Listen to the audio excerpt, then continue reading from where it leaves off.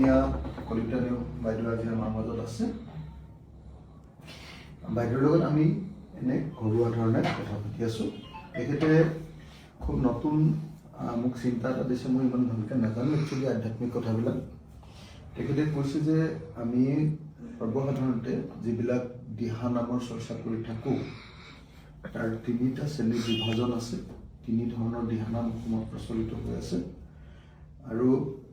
সেই সম্পৰ্কে তেখেতৰ লগত কথা পাতি থাকোঁতে দিহা নামৰ কেইবাটাও ধুনীয়া ধুনীয়া তাৎপৰ্যপূৰ্ণ কথা আমি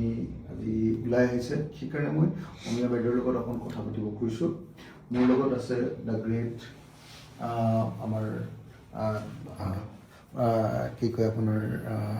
আমাৰ আহোমৰ ৰজা বসন্ত গগৈ আমাৰ পদ্মকান্ত দাস ডাঙৰীয়া আমাৰ বিখ্যাত আমাৰ হেৰি কি কয় আমাৰ দলৰ উপসভাপতি কি কয় ভৱেন দা আৰু বাইদেউ এতিয়া আমি গোটেইখিনিয়ে অসমত এনে আড্ডা দিব খুজিছোঁ সংস্কৃতি চৰ্চা কৰিব খুজিছোঁ বাইদেউৰ পৰা মই জানিব খুজিছোঁ প্ৰথমতে আপোনাকো মই ভক্তিভৰা সেৱা জনাইছোঁ আধ্যাত্মিক শিল্পী হিচাপে নমস্কাৰ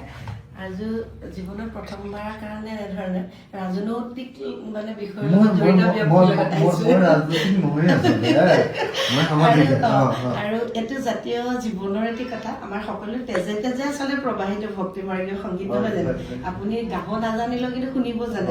হয়নে তাৰ তত্ত্বটো ৰসটো ল'ব পাৰে ৰসামৃত যিটো আমি কওঁ ৰসটো ল'ব পাৰে আৰু দিহানাম শাস্ত্ৰসন্মত কথা ইয়াৰ কোনো অলৌকিকতাৰ প্ৰশ্ৰয় নাই কিন্তু ইয়াৰ যিটো পৰিৱেশন শৈলী ইয়াৰ অসমৰ বিভিন্ন ঠাইত বেলেগ বেলেগ আপুনি অবিভক্ত শিৱসাগৰ জিলাত যেতিয়া আপুনি বিভিন্ন ঠাইত যায় ইয়াৰ সুৰৰো অকণমান বেলেগ মাজুলীলৈ যদি পাৰ হৈ যায় মাজুলীলৈ বেলেগ বা নগাঁও বা নামনি অসমলৈ যেতিয়া যায় তাতো কিন্তু সুৰৰ ইয়াৰ পাৰ্থক্য আছে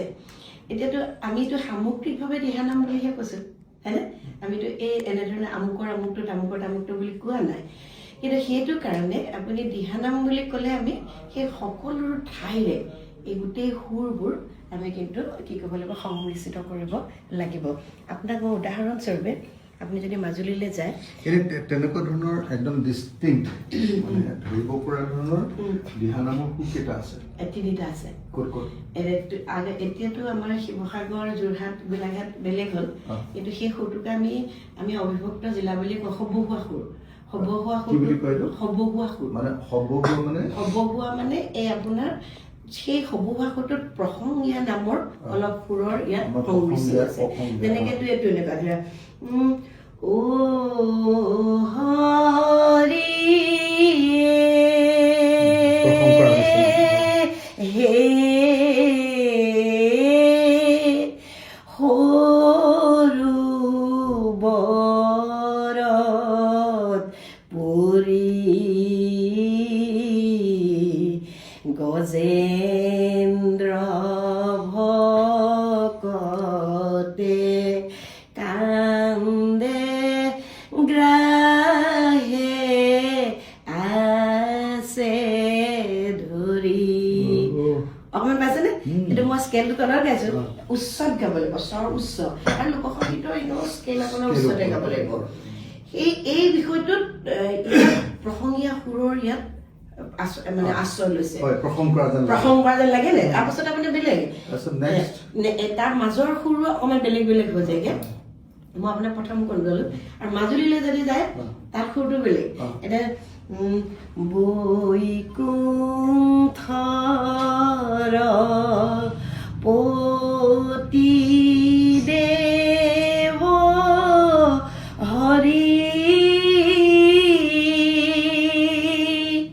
ও হে নৰ ৰূপ ধৰি গোপীৰ সঙ্গে ৰাস কৰে মুকুন্দ মুৰাৰী সুৰ বেলেগ পালেনে একদম ইয়াত ৰাসৰ গীতৰ সুৰ ৰাস মানে মাজুলী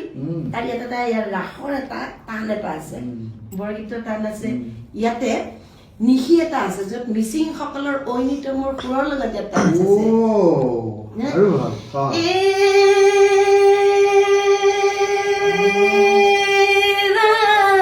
এইটো নিশি বুলি কয়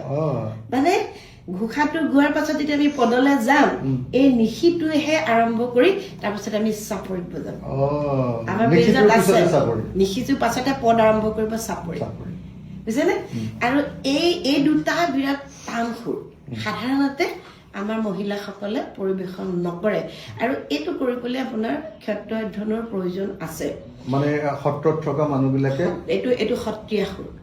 বৰদিহা বুলি কয় সত্ৰীয়া সুৰ গতিকে মাজুলীত সেইটোকে পাব মাজুলীত এইখিনিয়ে পাব আৰু আপুনি যদি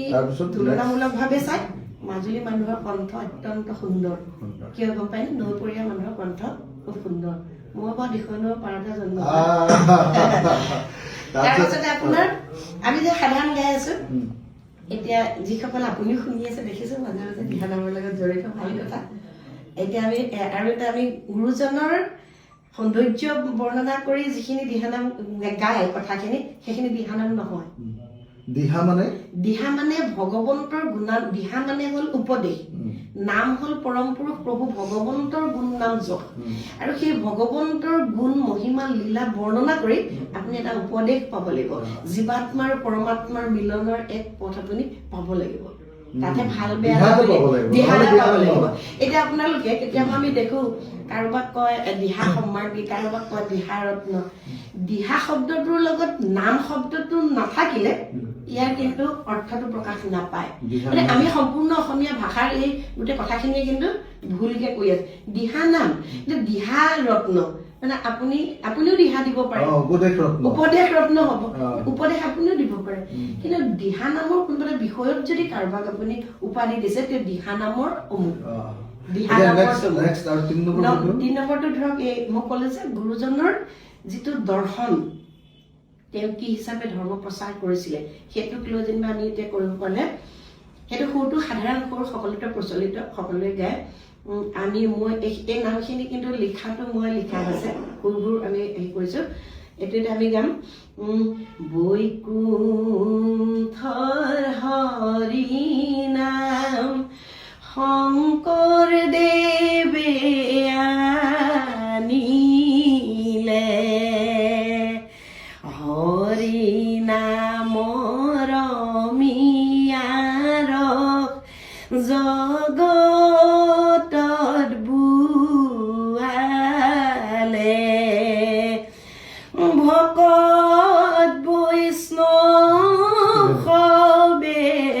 ঘোষে অবিৰাম এয়াই নহয় জানো বৈকুণ্ঠ ধাম এয়াই নহয় জানো বৈকুণ্ঠ ধাম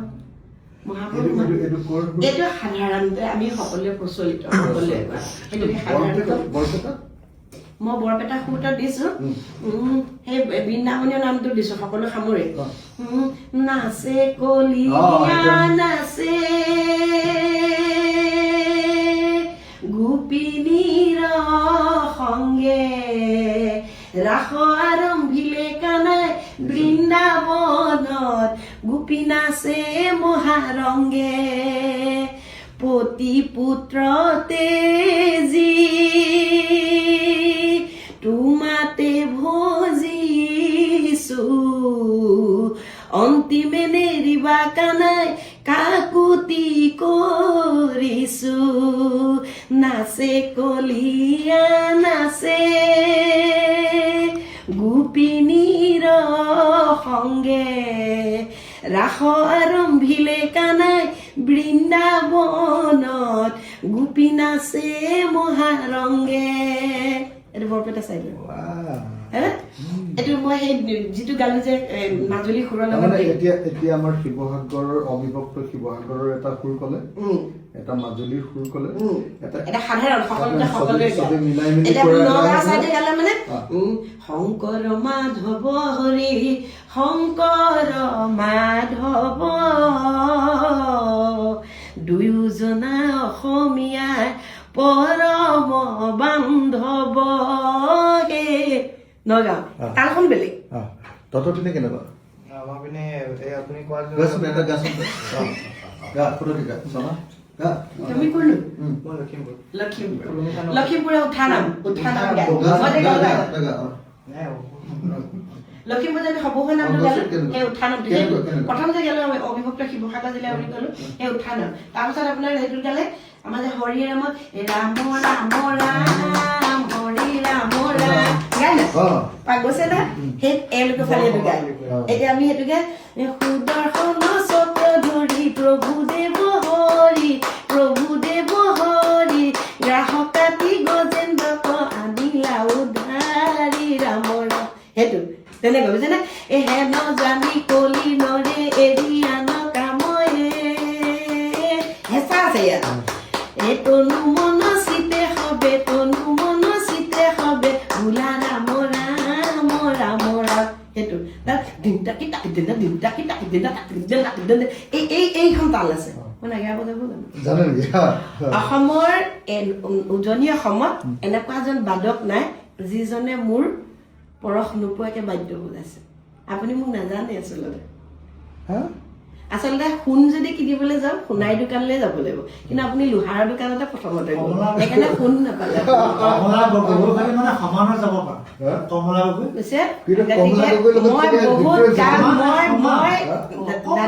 দাদা অসমত মহিলা দিহানামৰ যিটো জাগৰণ সেয়া অমিয়ান কলিতাই কৰিছে বসন্ত হতে মোক সৰুৰ পৰা জনা মই শিৱসাগৰত চাইকেল মাৰি মাৰি এই যে আপুনি যে বমা বুলি ক'লে এই বমাসকলে মোক অত্যন্ত মৰম কৰে মোক ছোৱালীৰ পৰা যে এই গোটেই ব্যৱস্থাটো অমিয়ান কলিতাই কয় মোক স্বাভিমানীভাৱে ক'ব এইটো কিন্তু অহংকাৰ বুলি নাভাবিব গতিকে অসমৰ প্ৰান্তে প্ৰান্তে আপুনি মোৰ পেজটো অকণমান চাব আপোনালোকৰ ৰাজনৈতিক নেতাক যেনেধৰণে আদৰি নিয়ে অমিয়ান কলিতাক তেনেকৈ দিয়ে ভাবিলে আচৰিত লাগিব আপুনি সেইটো ৰস যে সেই ৰসটো পান কৰি খাই আছো জীৱনটো এনেকে গ'ল বহুত কৰিলো